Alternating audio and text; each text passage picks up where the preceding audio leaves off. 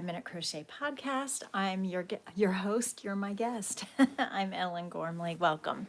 Okay, so today is Wednesday the 5th of November. So welcome. I hope you're having a great week. Sorry I missed you yesterday. Things got busy.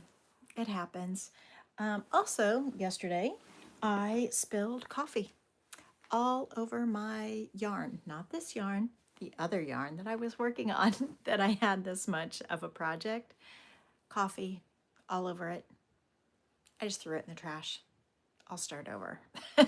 So, hence, I have a new ball of Brava Sport Weight, which I think is similar. It may be, the other one may have been worsted weight, and this one is sport weight, but that's okay because several of you wanted a more lacy pattern. So if I use sport weight with the same hook, it should be lacier. Good morning, Brian. Good morning. And now I know the exact yarn that I was using and not just guessing. And I have a whole ball of it, so it'll help me understand just how much is going to be used in the pattern. So coffee, big problem.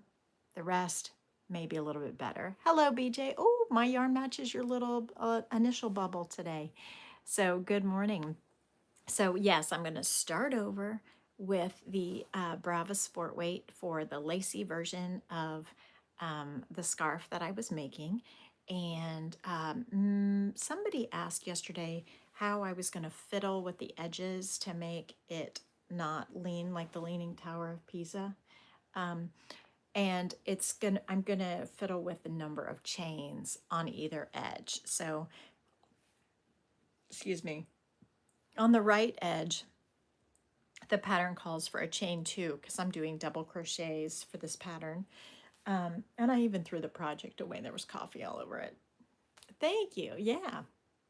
And then fiddling with the left edge of the Tunisian pattern, I'll fiddle again with the number of chains as we insert and then pull up a loop and do the final stitch, and then whether I yarn chain one more or then I yarn over and pull through one, which is also a chain, and then how many of those I do before like progressing the return pass. So I could also fiddle with that left edge and make that left edge taller so it doesn't lean so much, shoring up the left edge by doing like a treble crochet in that final stitch instead of a double plus a couple of chains.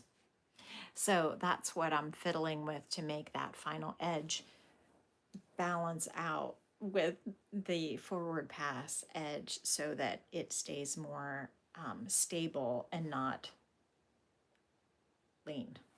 Yes, I was thinking, is that the right angle? Yes. The left side of the work is lagging downward, and so I need to build it up a little bit to make it even with the right side, the forward pass starting point. So that's what I'm working on.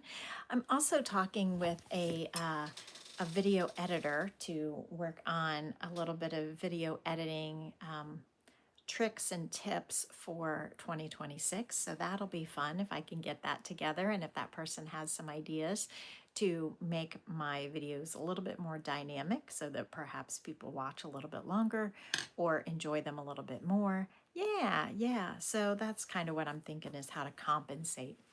Interestingly enough, our trip to Italy this summer, this couple months ago, we were at the Leaning Tower of Pisa, and that tower apparently took like over 100 years to make because the architect started making the tower and then realized pretty quickly that it was leaning and didn't know what to do and got frustrated and quit.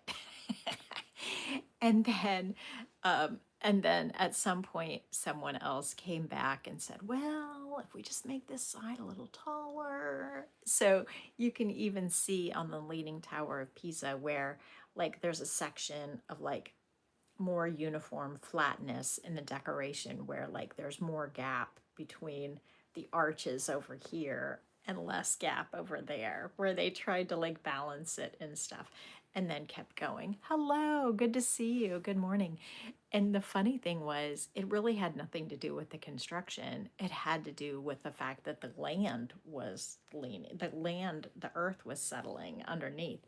And so they compensated, and then they had to compensate some more and stuff. So, good morning, Carlene. And so I didn't realize until I was there that the Leaning Tower of Pisa is actually a little like park, if you will, of like 5 buildings, 4 or 5 buildings. There's like a funeral, like cemetery building, there's a church, there's a big round baptistry, and then there's the tower. And so those buildings are all separate. Like they're not visually connected on the outside. I don't think they're connected underground either, but they're separate buildings. They all lean. None of them lean as much as the Leaning Tower of Pisa, but all of them lean to some degree. So you can see where like the ground underneath was not secure enough. And so everything is leaning just a little bit.